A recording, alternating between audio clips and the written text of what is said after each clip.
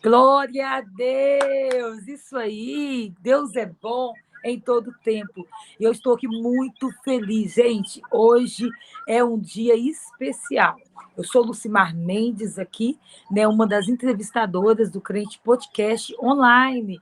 E, para a glória de Deus, está liberada aí para todos vocês aí, né, do canal assistirem. E vai ser uma bênção. E eu quero dizer para vocês também, quem não me segue no meu canal do YouTube, Lucimar Mendes, Bom Dia Espírito Santo, todos os dias nós temos live, 7h35 da manhã e às 18 horas. Então, quem quiser assistir, vai ser uma bênção na sua vida, em nome de Jesus. Nós temos um ouvinte aqui que toda live ele está lá. Glória a Deus. E é ele que vai estar aqui também para contar o que Deus tem feito na vida dele. Então, que o Espírito Santo esteja aí na sua casa, na sua vida, e eu creio que vai ser tremendo o que Deus vai falar com você aqui. O nosso querido irmão entrevistado é uma pessoa que vai te falar muito sério aqui a respeito de drogas, como que Deus libertou esse homem, gente. Vocês não têm ideia o que as drogas fez com a vida dele, mas também o que Deus fez com a vida dele. Então, é isso que é o mais importante.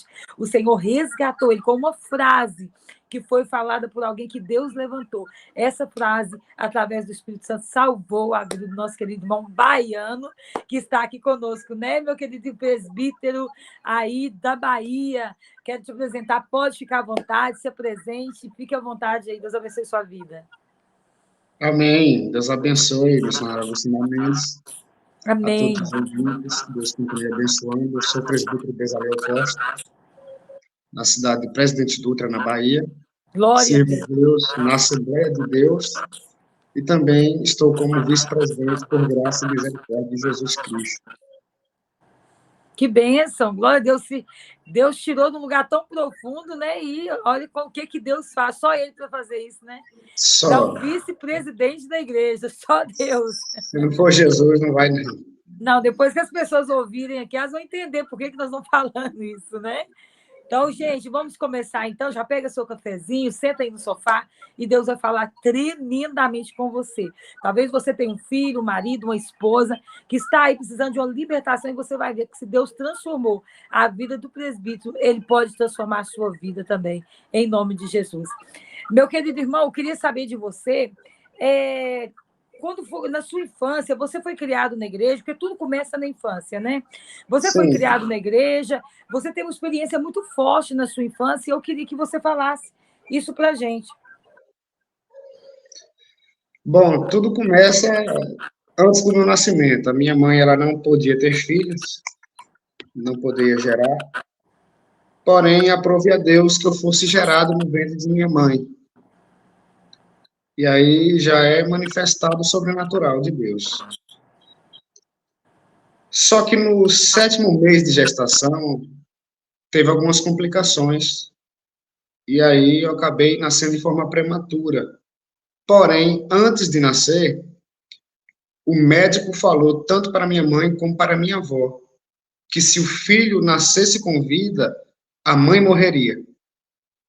Se o filho nascesse morto, a mãe sobreviveria. E aí a minha avó entrou em um clamor até Deus realizar o milagre. E isso já faz mais de 30 anos e estamos vivos, eu e a minha mãe. Porém, a batalha não terminou aí. A minha mãe não teve leite no seio. E a minha avó adoeceu num forte resfriado, uma forte gripe. Creio que já era o inimigo tentando trabalhar. E minha mãe pensava que estava me amamentando, porém, ela não tinha leite. Então, eu sugava o peito e nada saía. E isso foi pelo menos uma semana. Uma semana sem me alimentar. Como é que uma criança recém-nascida, prematura, de 7 meses, consegue sobreviver uma semana sem comer nada? Quando a minha avó sarou, ela entrou no quarto e quando viu o meu estado magérrimo, fraquinho, ela pegou a minha mão, levantou até o alto e soltou a mão, e minha mão simplesmente caiu sobre a cama porque eu não tinha forças para sustentar. Foi quando a minha avó disse para minha mãe que eu iria morrer. Olha, Jane, ela vai morrer. O nome de minha mãe é Jane. E aí minha mãe entrou em desespero, começou a clamar a Deus, pedir misericórdia. A minha avó preparou um chá e nisso, com a colherzinha, colocou em minha boca. Quando eu provei o chá, porque o estômago estava vazio, não tinha nada, eu não suportei, simplesmente coloquei para fora. E aí ela tentou mais uma vez, eu colocava para fora, e essa peleja foi até pelo menos às 4 horas da manhã, foi quando eu consegui ingerir um pouquinho do chá e sustentar. E aí, graças a Deus, sobrevivi. Passado algum tempo, já em tenra idade, muito sofrido, muita enfermidade. Eu lembro da minha infância sempre tomando injeções no hospital, talvez devido a ter nascido também prematuro e ter passado já por esse processo. Mas eu me recordo que dos meus 4 para os 5 anos de idade, eu tive uma experiência que me marcou e nunca fugiu da minha memória até o dia de hoje. Isso há mais de 20 anos atrás, há pelo menos 25, 26 anos atrás. Eu estava deitado na minha cama, na cama dos meus pais, olhando para o teto da casa, quando de repente o teto simplesmente sumiu, apareceu como que um portal, e eu vi um ser que só da cintura para cima, que veio com os braços estendidos e me pegou no colo. Quando eu olhei para trás, eu vi o meu corpo em cima da cama. Meu corpo estava em cima da cama, e quando eu fui olhar novamente para aquele ser que me segurava, eu já não estava mais no meu quarto, eu estava em um ambiente totalmente diferente, uma dimensão que não tem um lugar para descrever. Eu só sei dizer que era imenso e branco, era tudo branco. Não tinha teto, não tinha parede, não tinha chão, era só aquela imensidão branca.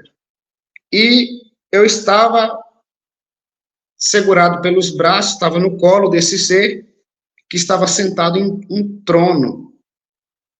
E a mais ou menos uma distância de 12 a 15 metros, eu vi um ser celestial, creio que seria um anjo, e eu disse para quem me segurava, eu queria ser igual aquele anjo.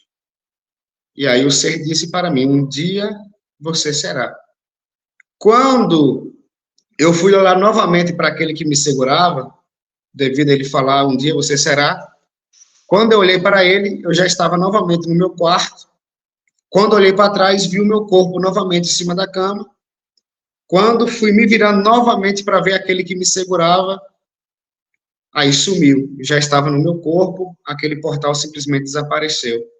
E isso nunca mais fugiu da minha memória. Passado alguns dias, após essa experiência, eu escutei uma voz me chamando. A minha mãe lavava roupas para ajudar no sustento da casa. E eu estava dentro de casa, quando eu escutei alguém falando, Bezaliel, me chamou pelo nome. Foi quando eu fui até o quintal e perguntei à minha mãe, mãe, a senhora me chamou? Ela disse, não, não te chamei.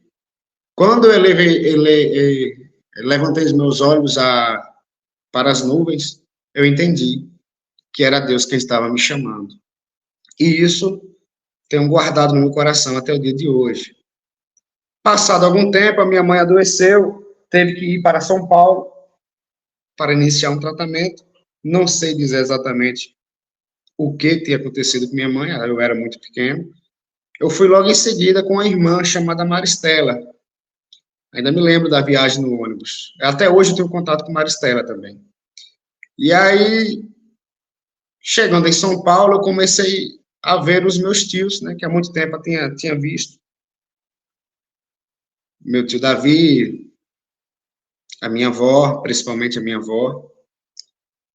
Pessoas de oração, pessoas de jejum, pessoas que jejuavam dias seguidos e oravam horas seguidas. E aí eu comecei a imitá-los. Comecei a orar, comecei a jejuar sem entender nada, mas fazia aquilo na simplicidade de uma criança. E a Bíblia diz que das crianças Deus levanta o perfeito louvor. Quando eu completei 7 anos de idade, Jesus Cristo me batizou com o Espírito Santo, tanto eu como pelo menos umas 30 crianças no dia. E que momento maravilhoso, né, Bima? Sim. Nossa. Lembro-me perfeitamente. Até porque a minha memória é boa.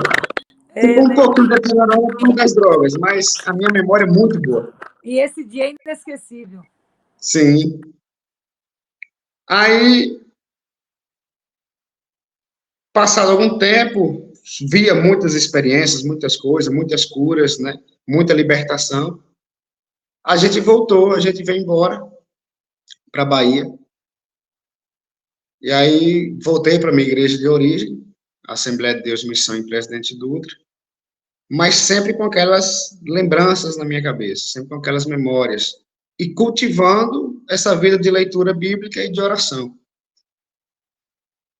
Quando eu completei 12 anos, foi quando me batizei nas águas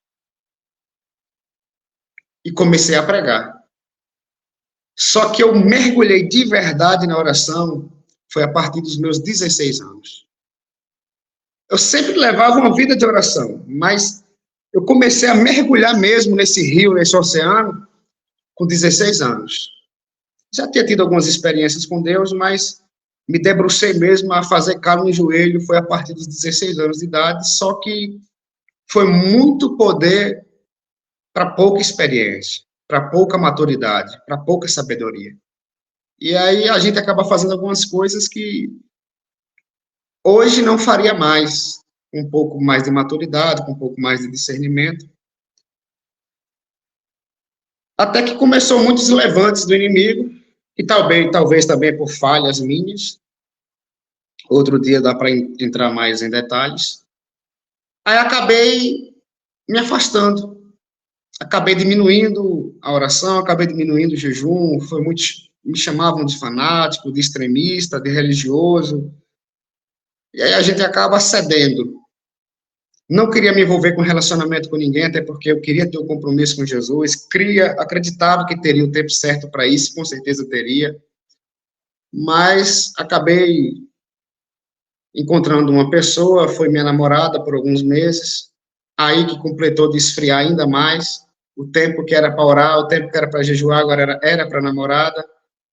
Eu não recomendo o jovem estar namorando sem ter um compromisso sério que vai casar, não faz bem.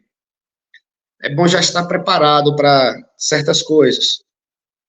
Nisso, o relacionamento também acabou, e aí acabei me esfriando ainda mais. E aí comecei a me envolver com as pessoas do mundo. Pessoas que antes eu evangelizava, tentava ganhar para Jesus. Muitas delas se convertiam. Agora eu já estava começando a praticar o que elas praticavam, né? Beber um copinho de cerveja, um copinho de uísque. Elas não queriam que eu fizesse isso porque me conheciam, porém, eu fui insistindo porque eu sou daquele tipo também. Para mim é 8 ou 80. Um dia, um primo meu que fumava muita maconha, a gente tinha ido em um clube, o clube estava fechado, aí na volta eu perguntei a ele, aí, você tem uma maconha aí? Ele disse, tenho. Eu falo, então prepara um para nós aí. Tem certeza? Eu falo, absoluta. Rapaz, não, é eu que estou pedindo, bora, pode fazer. Ele fez, foi a primeira vez que fumei maconha na minha vida, não senti nada. Só que aí, dizem por aí que a prática leva à perfeição. Aquilo passou a ser habitual até no dia que eu aprendi. E quando eu aprendi, aí eu senti a verdadeira sensação da lombra da maconha. E nisso aí comecei a ficar viciado. Eu cheguei ao ponto de só de manhã, no período da manhã, fumar cerca de 20 baseados por dia. Só de manhã. Fora a tarde e a noite. Era o dia todo, todos os dias. Era uma coisa absurda aquilo ali.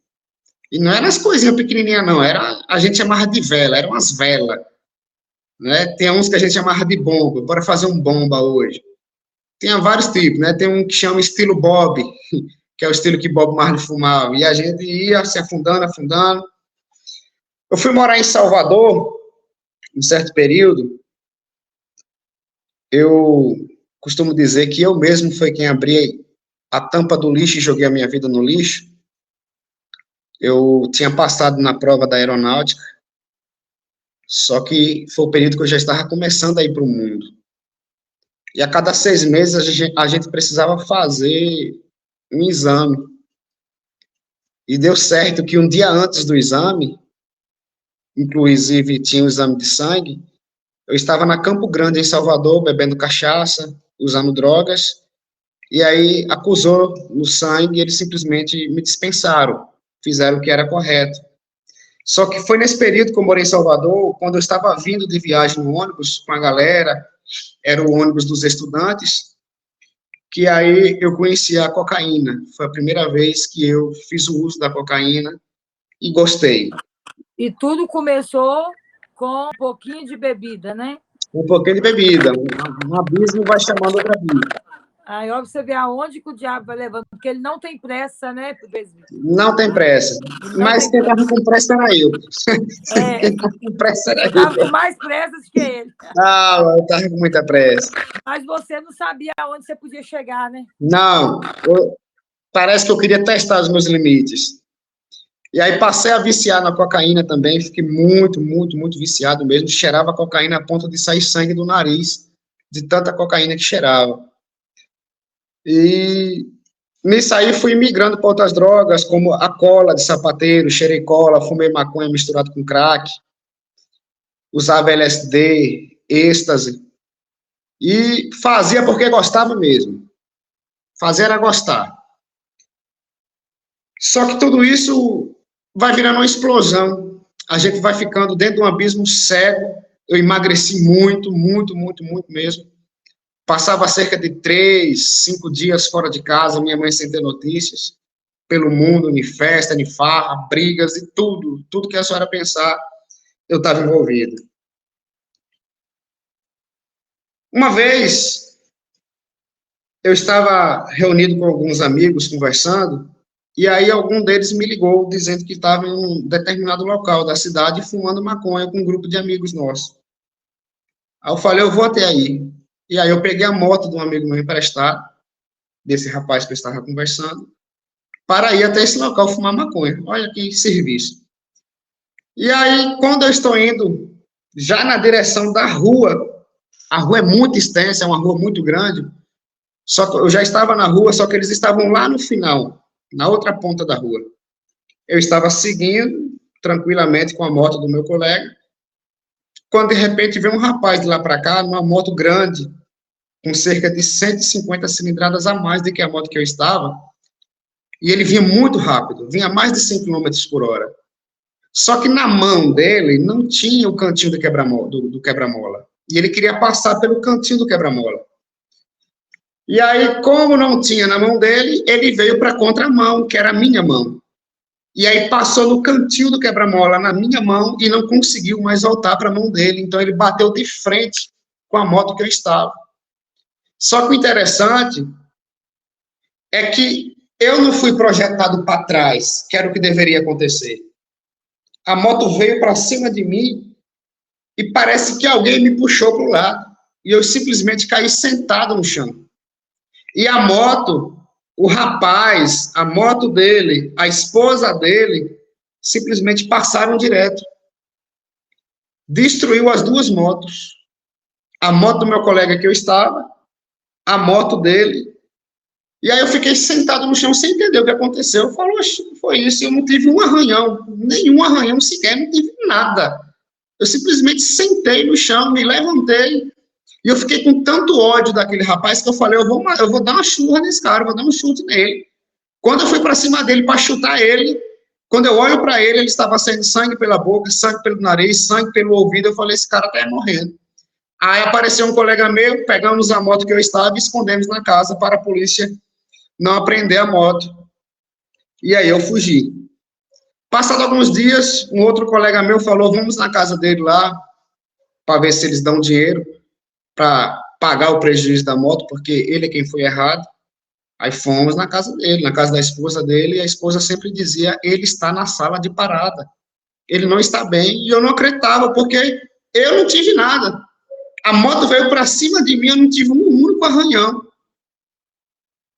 E eu fui umas 3 vezes na casa, até que um dia eu ia passando na rua, e um presbítero da igreja que eu fazia parte, que hoje eu faço parte, porque eu retornei, o presbítero Jean Marcos passou por mim e disse, rapaz, toma cuidado. A minha vida estava muito bagunçada, eu estou resumindo aqui.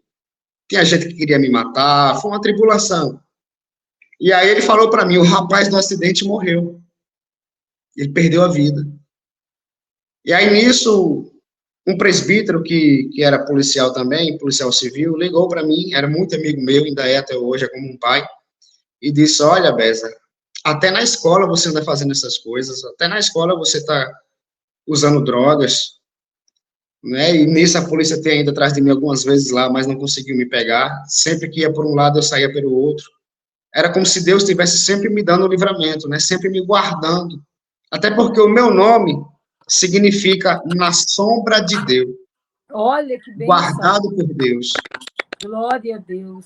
E o que você, a experiência que você teve também na infância, que foi Deus te pegando ali mesmo, né? Sim. Então, é como Deus já tivesse separado realmente, nitidamente, que Ele nos separou desde o ventre, mas Ele deixou você ver isso, né? Sim. Esse cuidado dele na sua vida. Nunca mais saiu da minha memória. Na verdade, eu sempre soube que Deus tinha para mim, mas eu sou teimoso demais. Eu gosto de uma queda de braço. Sou muito teimoso. E aí ele ligou para mim e disse, olha, até na escola você está fazendo isso, e a morte desse rapaz aí, você pode ser preso ainda por homicídio culposo, né, quando não tem a intenção de matar. Eu fiquei velhaco uns dias, escondido, só que aí novamente já estava de novo, naquela tribulação, naquela correria, na madrugada, na sombra da noite. E este acidente, na verdade, só nesta semana eu tive cerca de mais 2 acidentes. Esse, com certeza, deve ter sido o segundo. Teve um que a moto estourou o pneu, a gente caiu na pista, vinha um caminhão de lá para cá, mas tinha um quebra-mola que impediu que o caminhão nos atingisse, foi aquela tribulação. E aí eu fui na igreja fazer uma visita, porque me convidaram, que era festa. Eu só não me lembro de qual departamento era a festa, se era festa de senhora, se era de jovens, eu não me lembro. E lá tinha uma pregadora que até o momento eu não conhecia, mas ela já era bem famosa, pregadora Maria Aguiar, muito respeitada aqui na nossa Bahia. E aí, nesse primeiro dia de festa na igreja, fizeram uma proposta. Falaram, quem trouxer mais pessoas amanhã vai ganhar R$100. E R$100 naquela época, minha irmã, era dinheiro. Aí eu falei, oxe, Aí eu saí nos maconheiros tudo, falo, bora ganhar o dinheiro mole ali. E aonde? Na igreja. Tem certeza? Absoluta. Se eles não der, nós tomamos. Bora. Aí vai a gente para a igreja, vai eu e um rebanho de maconheiro. Nisso, eu estava com um bonézão, uma barreta, que eu era bem debochado mesmo. Ela era pregando e eu debochando da pregação. Até que, em um momento, ela parou e disse, tem uma pessoa que só essa semana Deus deu 3 livramentos de morte. O diabo quer matar essa pessoa. Quando ela falou isso, eu já sabia que era eu. Ainda olhei para o colega meu que estava do lado e disse, olha, é comigo que ela está falando. Aí ele disse, pois vai lá na frente. Falei, eu não tem quem faz, vai lá na frente. Aí ele ficou, vai, eu falo, não vou, vai, não vou.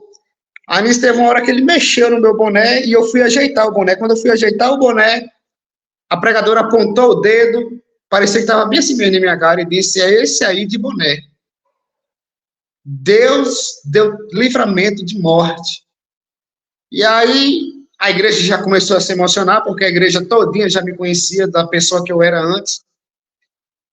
Já pregava na região, as pessoas gostavam muito de mim, foi eu que me afastei, foi eu que afastei todo mundo de mim. E aí eu fui lá na frente, ela orou, a igreja chorou, a igreja se emocionou, pensando que eu estava voltando para Jesus, mas eu estava com raiva ali naquele momento. Eu falo, que é isso? Estão me obrigando a estar aqui, eu quero meus R$100 depois. Deram R$100 e a gente foi gastar do jeito que gostava. Tudo bem, o tempo passa, vai passando-se o tempo, até que foi ficando cada vez mais forte a opressão do inimigo em minha vida. Teve uma vez que um primo meu me convidou para ir no centro espírita. Outrora, quando eu era crente, eu sempre convidava ele para ir à igreja.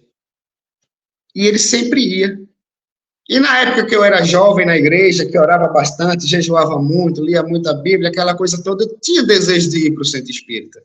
Só para expulsar demônio. Mas a mentalidade da criança.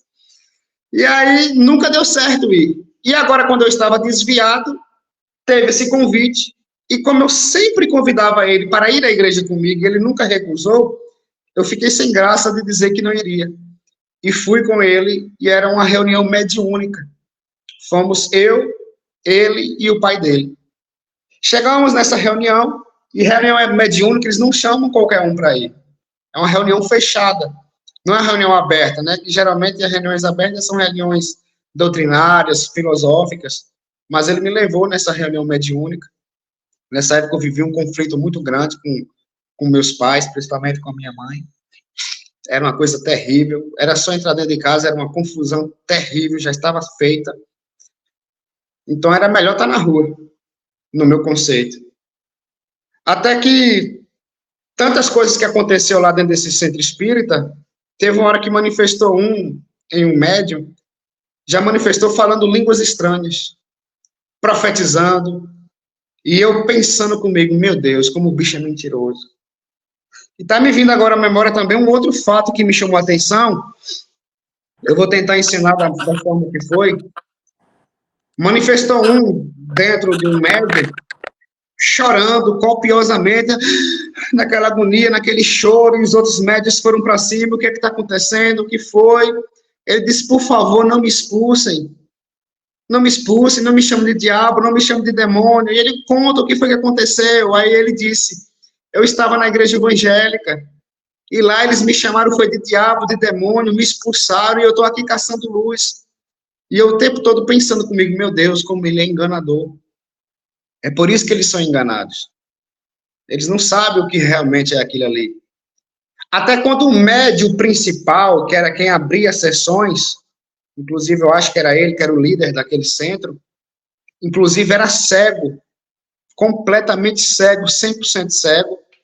Teve uma hora que manifestou nele e ele virou em minha direção. Não vou dizer que olhou para mim porque era cego, mas virou em minha direção e começou a dizer, olha, quando você está na rua com seus amigos, eu não me importo, porque está fazendo a minha vontade.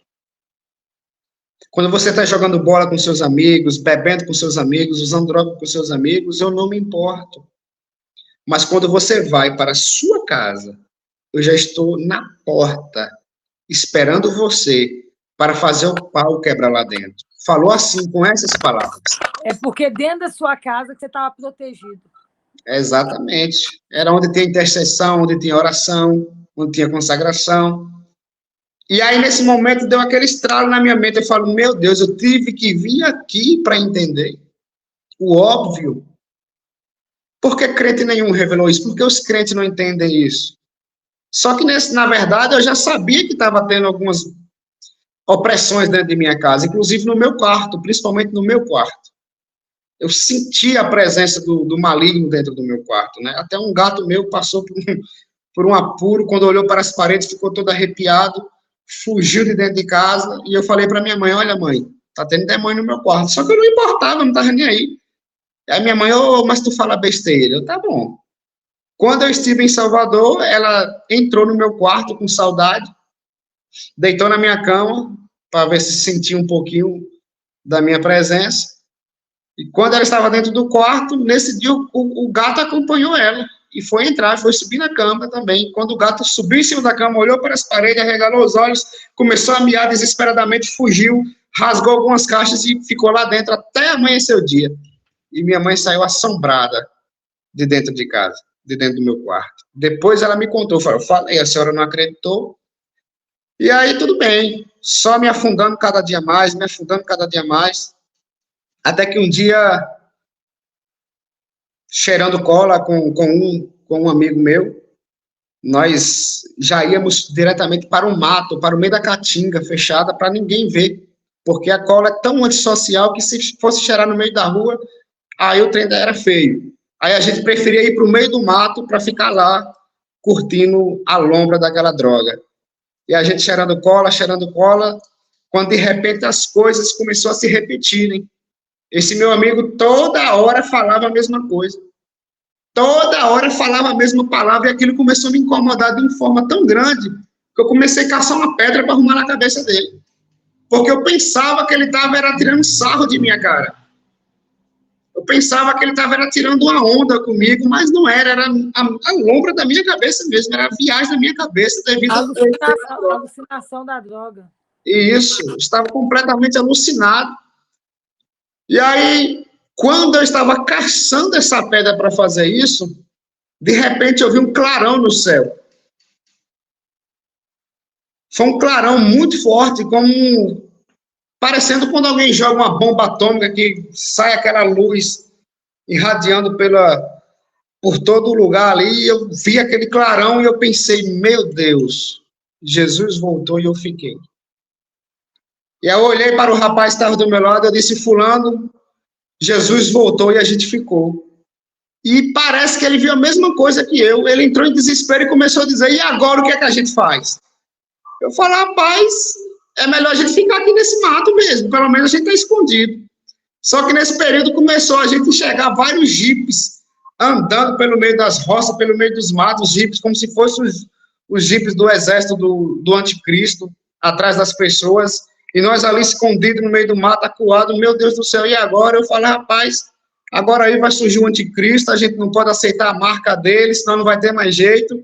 Naquele desespero, até quando a gente levantou e foi passando um pouco mais do efeito da cola, eu olhei para ele e disse, olha, foi a última vez que eu usei esse negócio.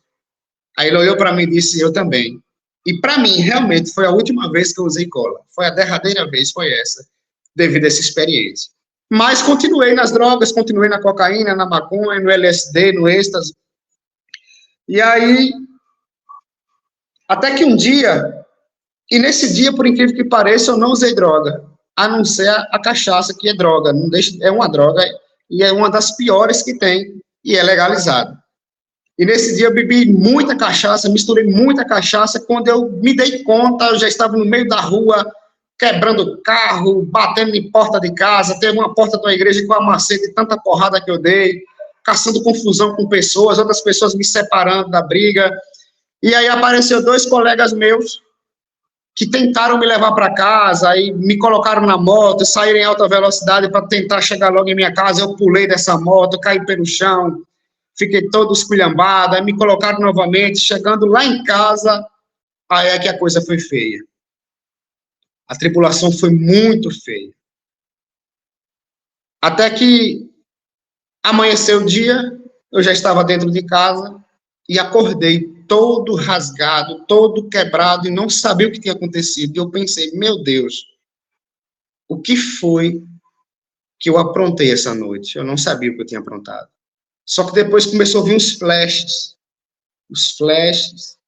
e eu, meu Deus, eu fiz tudo isso, minha mão toda rasgada por causa dos murros que eu dei nas portas, nas casas, no carro. O diabo, ele usa e vai embora, né? E deixa a pessoa sofrendo, né? Deixa a vergonha, né? Ele quer envergonhar. Até que, nesse mesmo dia de manhã, isso foi na terça-feira de manhã, então eu tinha aprontado na segunda, para ver o nível que eu estava, ainda era segunda-feira, eu estava completamente bêbado, caçando confusão. Não tinha mais final de semana para beber, era todos os dias, bebendo e usando droga. E aí, de manhã mesmo, ainda deitado, eu pensei comigo, a minha vida era melhor. A minha vida era melhor.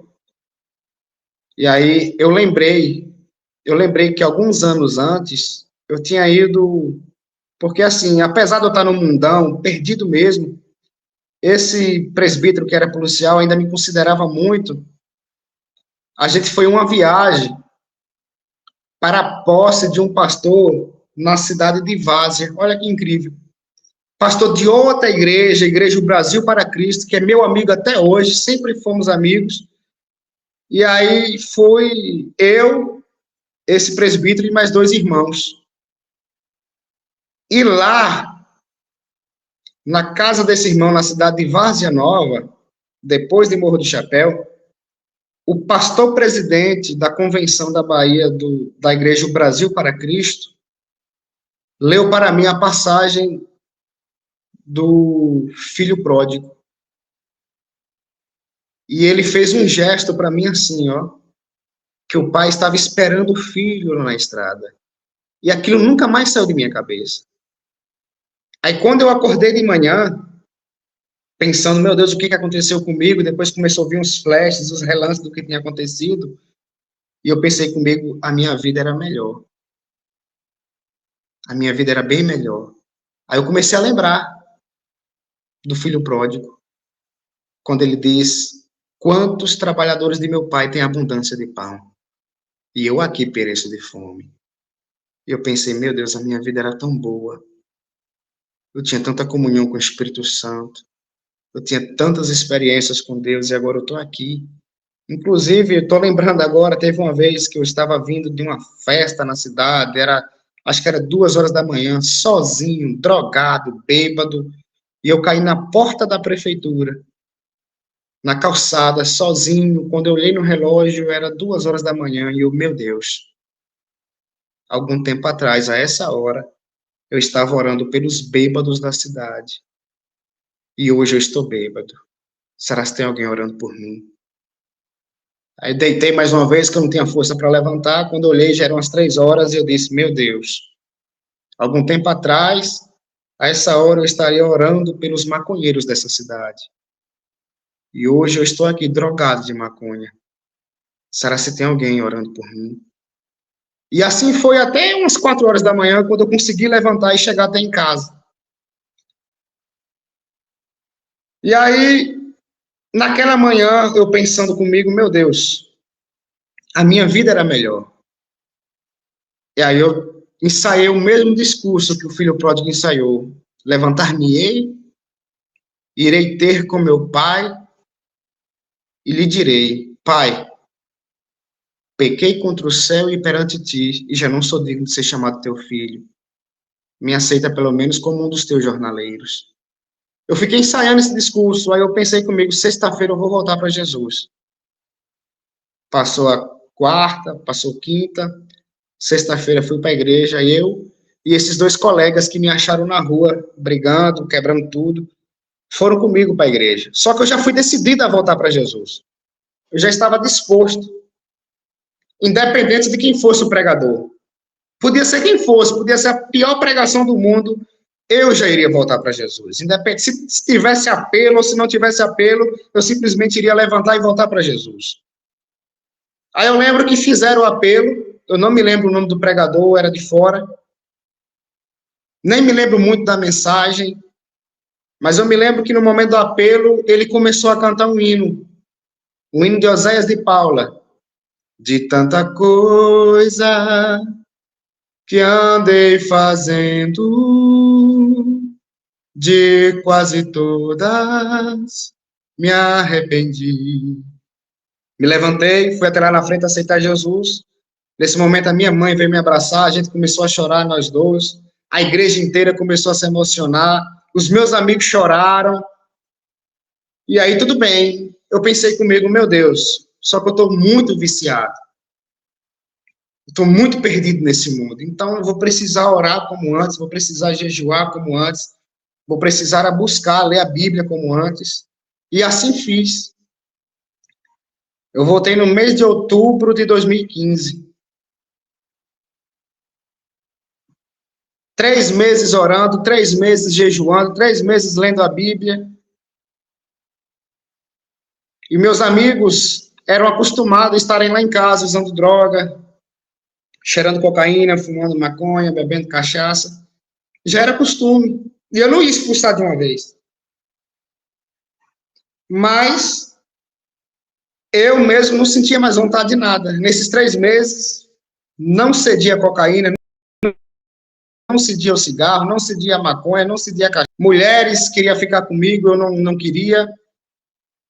Mas no terceiro mês,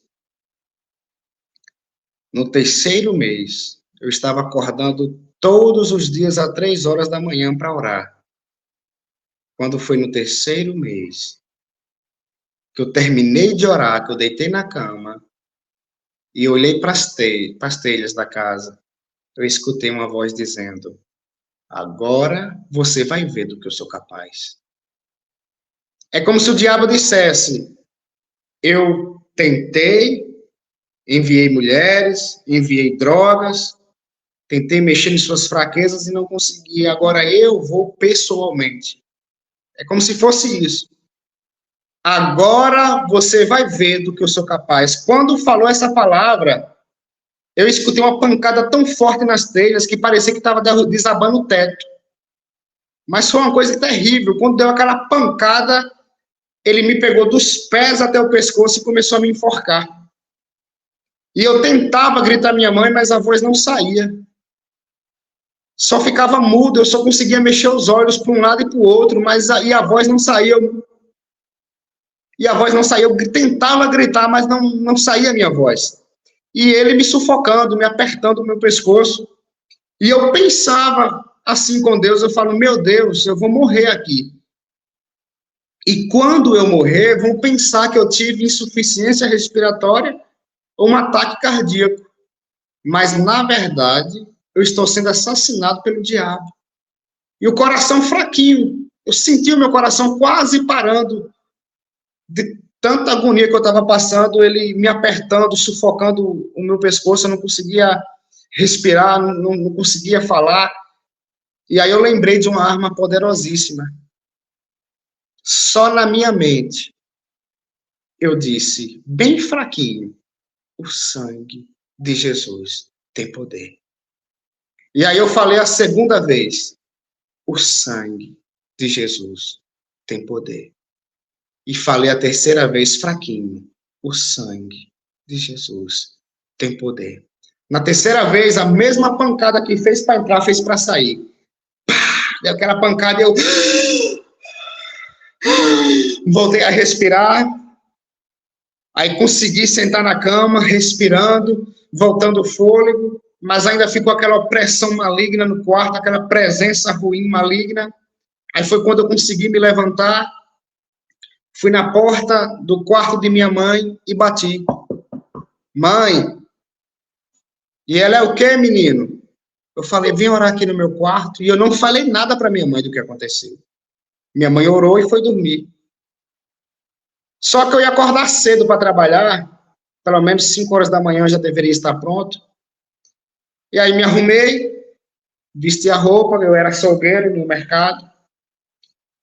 E quando eu me levantei, minha mãe já estava em pé também, e minha mãe disse, Beza, antes de você bater na porta do meu quarto, eu estava sonhando contigo.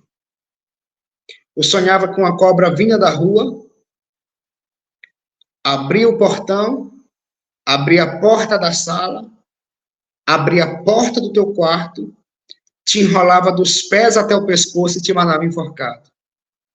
No mesmo instante que o diabo estava me matando enforcado, Deus mostrou para minha mãe sonhos, mas ela não levantou para repreender. E graças a Deus que eu lembrei do sangue de Jesus. Só que agora teve outro problema. Quem disse que eu continuei orando de madrugada depois dessa experiência? Aí veio o temor, eu falo, se eu orar, ele vai vir de novo. Aí já comecei a ter recaídas.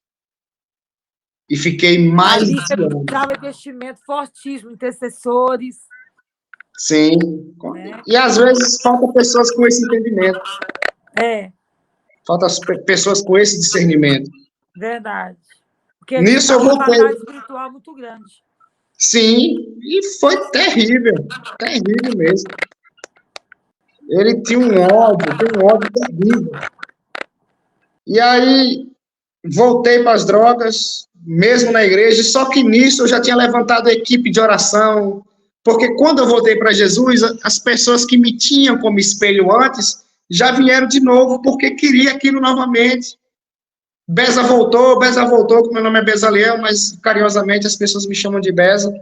E aí começaram a orar comigo, pessoas foram batizadas com o Espírito Santo, e muitas vezes eu orei bêbado, drogado, e por incrível que pareça, ninguém percebia. Muito tempo depois, um amigo meu, que eu contei a ele a situação, ele disse, rapaz, se tu me fala na época, eu não ficaria, não. Eu não ficaria. Como é que eu vou orar com um cara que está bêbado e drogado? E Deus, não sei como, não deixava ninguém perceber. Era nítido. Eu chegava embriagado, eles não percebiam, não sentia cheiro, nada. E até hoje eu não consigo entender como foi aquilo. É como se Deus tivesse cegado eles para não deixar eles esmurecerem na fé. E aí, nisso, eu estava me sentindo hipócrita. Eu falo, não, eu voltei para isso. Quer dizer que eu voltei para o evangelho para te envergonhar de novo, Jesus? Não, não dá, eu vou sair. E aí eu estava querendo alguma desculpa para sair, uma desculpa para me jogar de vez logo de novo no mundão. Até que Deus colocou um presbítero na minha vida, que já era amigo da família já há um bom tempo, o presbítero Miqueias. E eu comecei a andar muito com ele conversava bastante comigo. E eu me lembro que algumas vezes eu estava no mundo, bebendo cachaça, cheirando cocaína, fumando maconha, e ele ligava para mim e dizia, você está onde? Aí eu dizia para ele, olha, eu estou aqui, bebendo cachaça, fumando maconha e cheirando pó. Aí eu xingava ele e dizia, o que é que você quer? Eu não vou falar o palavrão, isso não pega bem. Mas eu xingava literalmente e dizia, o que é que você quer? Aí ele começava a rir. Ria, e aquilo me deixava zangado, aquilo me deixava aborrecido. Eu dizia, rapaz, eu estou contando todas essas coisas para você, você faz é rir. Aí ele dizia, Beza, a graça perdoa. Nunca limite a graça. O teu pecado não é maior do que a graça. O maior pecado que você pode cometer é desistir de Jesus, sendo que Jesus não desiste de você. E aquilo entrou como uma flecha no meu coração. Eu não entendia ainda a graça. Eu entendia de oração, entendia de jejum, entendia de leitura da palavra, mas eu não entendia o que era graça.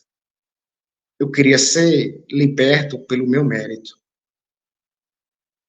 Eu queria ser liberto pelo meu jejum, pela minha oração, mas eu fui liberto, foi pela graça. A graça perdoa. E aí, passou um tempo que eu ligava para ele e dizia, eu não consegui. Eu não resisti, fumei maconha, cheirei pó. Aí ele ria. Toda vez era como se fosse a primeira vez. Não teve uma única vez que ele ficasse com raiva. Não teve uma única vez que ele disse, vai tomar vergonha na cara. Não teve uma única vez. A única coisa que ele dizia era, a graça perdoa. Antes, quando eu estava na igreja, antes de eu me desviar, eu não conseguia compreender as pessoas que adulteraram, pessoas que eram viciadas no cigarro e não se libertavam. Hoje eu entendo. E hoje eu sei, a graça perdoa. A única coisa que a pessoa precisa fazer é não desistir de Jesus, porque Jesus não desiste de ninguém. É só continuar. Hoje, quando eu me deparo com pessoas que estavam na mesma situação, eu falo, olha, no dia que você tiver uma recaída, e vai ter. Elas dizem, não, eu estou liberta. Eu falo, eu sei que não está. Eu já tive nessa mesma posição. Mas no dia que tiver a recaída, no dia que cheirar, no dia que fumar, no dia que beber, pode ligar para mim. Porque a mesma coisa fizeram comigo. A mesma graça tiveram comigo. E aí ele teve essa paciência e graças a Deus chegou um período que simplesmente sumiu. Não sei explicar como, mas não faz falta. Antigamente eu não aguentava ouvir alguém falar em cocaína que já dava água na boca, com vontade de cheirar. Mas hoje não faz falta. Passei por algumas lutas, passei. Foi sofrimento, foi muito sofrimento. Muitos e muito sofrimento. Passei por uma, se não me engano, em 2023, em que eu precisei pedir demissão de um emprego para enfrentar o problema de frente. Só que a angústia estava tão grande que eu parei em uma praça na cidade de Irecê e sentei. E eu falei para Jesus, Jesus, a situação está tão difícil que se aparecesse cocaína agora eu ia cheirar até dar overdose. Só de raiva, só para passar essa agonia. E aí eu liguei para um pastor de Feira de Santana, homem de Deus também, pastor Juscelino Silva, um grande conhecedor da palavra de Deus, conversou comigo, orou comigo, chorou juntamente comigo, chorei, até recompor as minhas forças, me levantei e segui viagem para o ponto de táxi. Quando eu ia passando na avenida, Na metade do caminho parou um táxi, e nesse táxi desceu um amigo meu do tempo do mundo. Era ele que conseguia muita cocaína pra gente. Ele me viu, ficou naquela alegria. E aí, Beza, como é que tá? Eu falo, estou bem, graças a Deus. E ele disse, e aí, ainda cheira? Porque se você ainda cheirar, eu vou colocar para nós aqui até varar a noite. Eu olhei bem dentro dos olhos dele e disse, Jesus já me libertou. E pode libertar você. Aí eu fico pensando, eu estava ali naquela praça, naquela angústia, naquela agonia, desabafando para Jesus 15 minutos antes. E o inimigo já preparando o cenário. Mas enquanto o diabo estava preparando o cenário, o Espírito Santo já tinha me cobrido com as suas penas debaixo das suas asas. Glória a Deus. Para você ver como que o diabo nos observa como leão, né? Sim, está ao redor, bramando, querendo tragar a nossa Aquilo que alma. sai da nossa boca, ele age de acordo com a nossa fraqueza. Ele vem na hora, ó, ele está precisando disso. Se você tivesse falado, se eu encontrar sua mulher, que agora eu ia pecar. Ele ia colocar Sim. a mulher.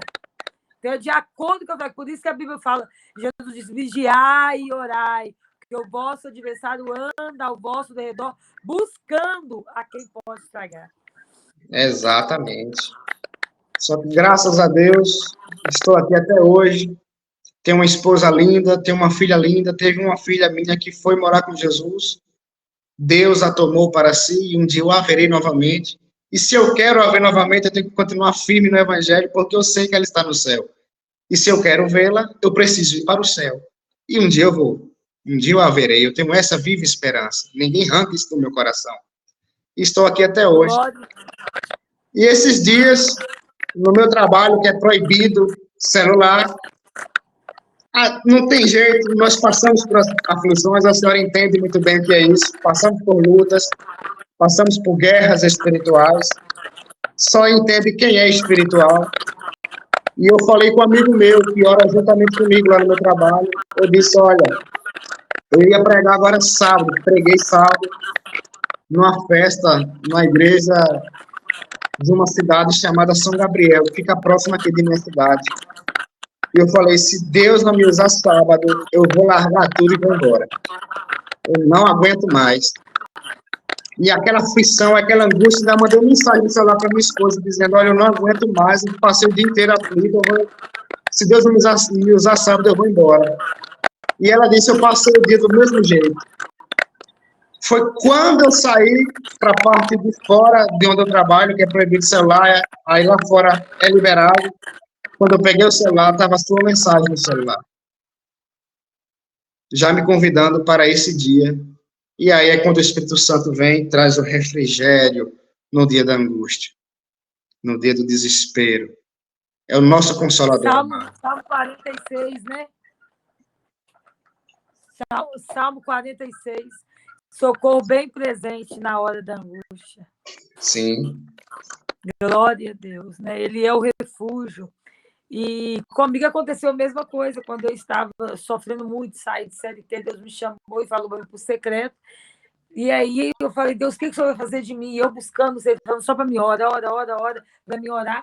Aí eu recebi, né, a ligação do Rafael falando, irmã, eu achei um testemunho seu aqui por acaso no YouTube e o Senhor está pedindo para mim te convidar você vir contar seu testemunho aqui no podcast de São Paulo. E eu já tinha colocado esse pedido no secreto com Deus. Deus, 2025, acho que era 2024, porque eu fui 2024. 2024 eu vou contar meu testemunho em São Paulo. Eu coloquei isso no meu coração. O Senhor vai preparar para mim. Meu sonho era ir no podcast. E aí o Senhor me chamou, fez com que ele me encontrasse, porque o que o Senhor diz? Agrada-te do Senhor e ele satisfará os desejos do teu coração. Então, ou seja, eu coloquei no meu secreto esse pedido e esqueci. E continuei orando, chorando do Senhor. Quando pensa que não, depois de me tirar de CLT, ele me chamou e eu já tinha um testemunho gravado no YouTube, mas estava parado. Aí ele te chama e ele vai te mostrando no caminho. O que ele quer fazer, ele vai te mostrar. Por isso que o diabo aproveita nessa hora. Porque o diabo vê que as aflições vêm. Porque Quando Deus deu a promessa para tanto Moisés quanto para Josué, o Senhor já falou, não olhe nem para... Josué 9, né? 1:9, 1:8 e 9. Não olha nem para a direita e nem para a esquerda, mas seja forte e corajoso. Aí vai o 9. Não te espante, porque eu sou contigo. Então, naquele momento, o Senhor não disse que não ia ter aflição. O Senhor não disse que não ia ter gigante. Ele só disse, não olhe para os lados, foca em mim, porque eu estou com você. Porque quando o Senhor diz eu estou com você, é porque o bicho vai pegar. Entendeu? E ele já sabe que você sozinho não vai dar conta. Sim. Então, mas qual que é o segredo? Não olhar nem para a direita e nem para a esquerda. Aí, no caminho da promessa, é onde a maioria cai. Porque não, aí começa a olhar para a direita e para a esquerda. Aí pronto, aí o diabo vem e rebenta com a pessoa. Você só permaneceu quando você fixou o seu olhar totalmente em Jesus. Que aí o rapaz te ofereceu, você falou, já sou liberto. Entendeu?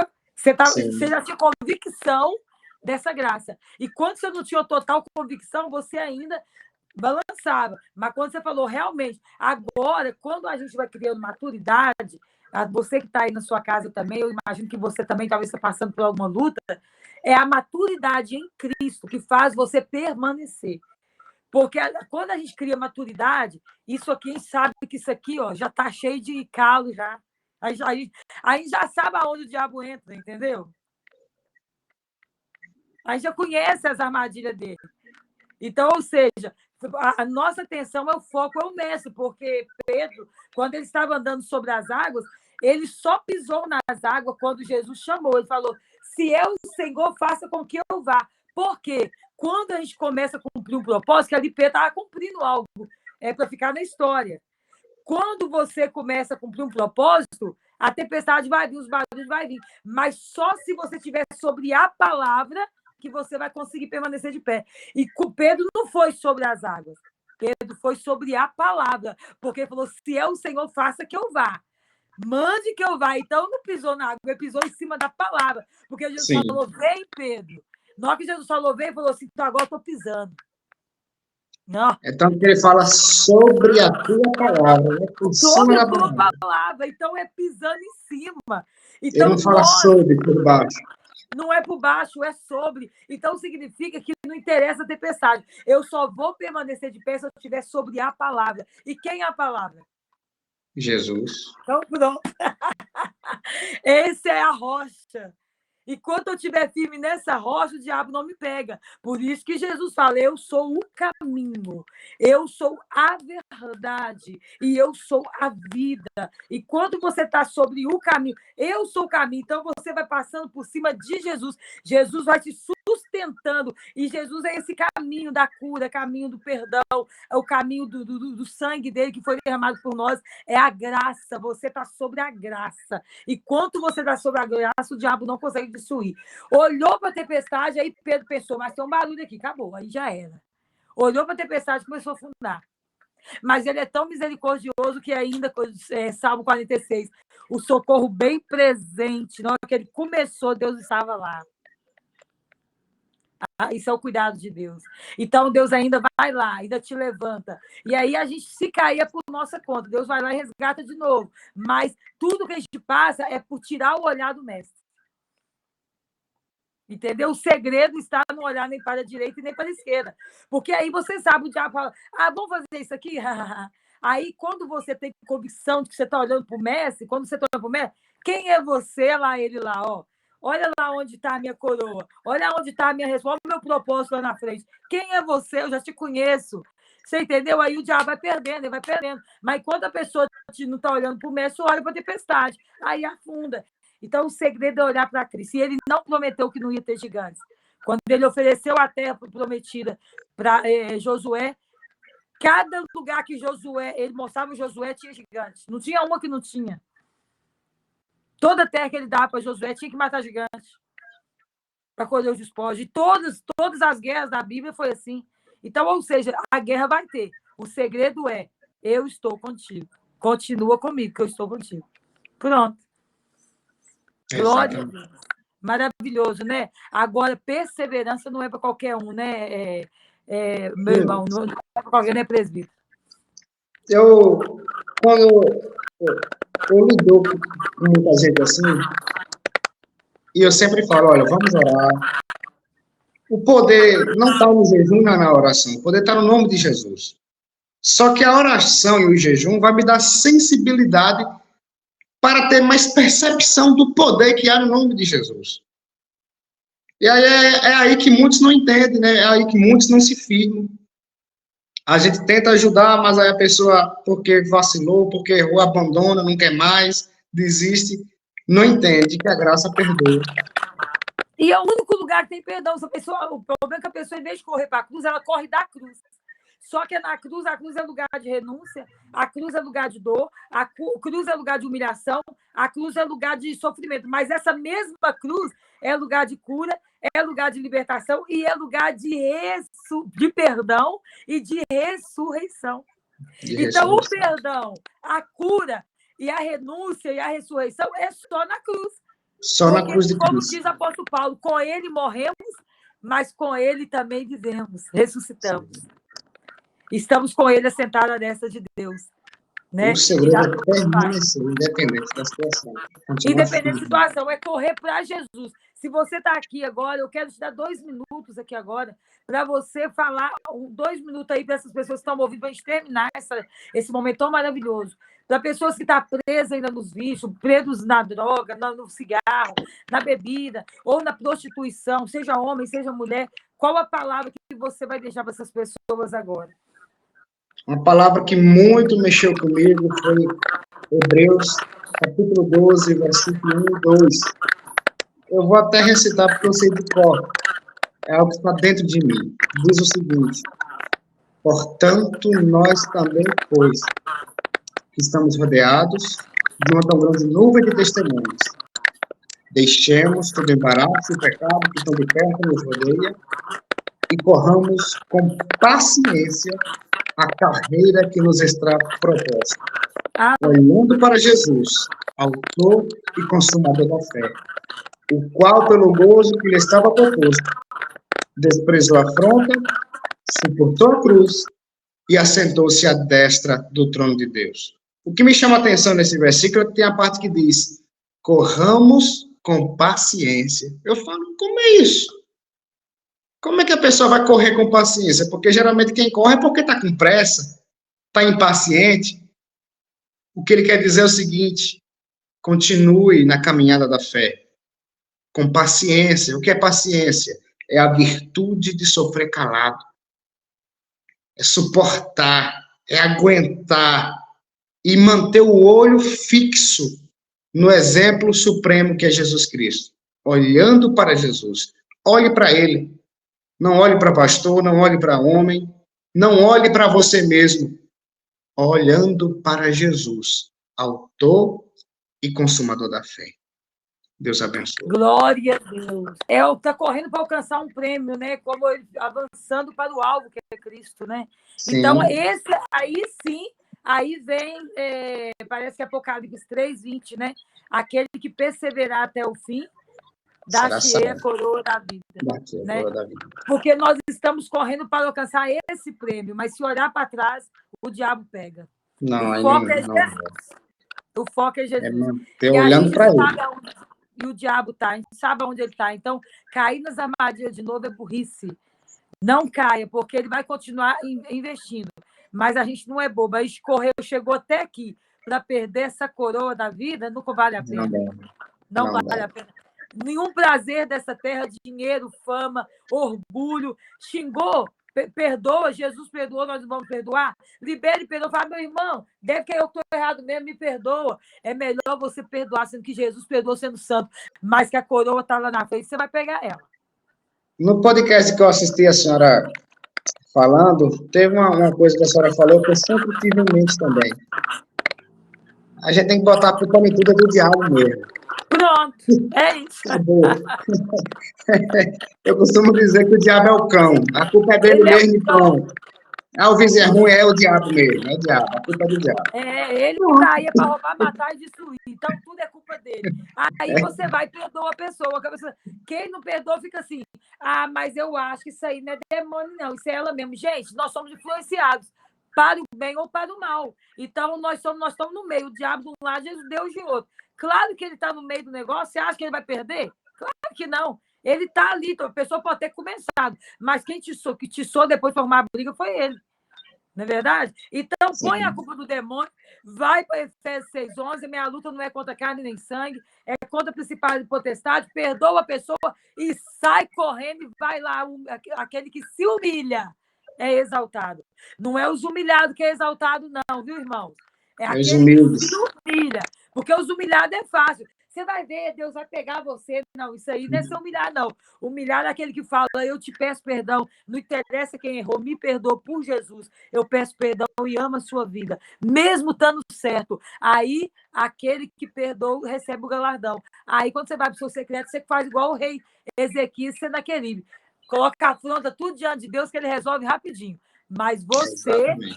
precisa perdoar, porque Jesus perdoou. Até porque senão não precisa nem orar o Pai Nosso. E a mesma régua que a gente mede, a gente também é medido. Então, deixa Deus tratar, vai cuidar de você. A sua salvação já está garantida, mas você precisa continuar perseverando. Porque a coroa da vida vale mais que qualquer orgulho nessa terra.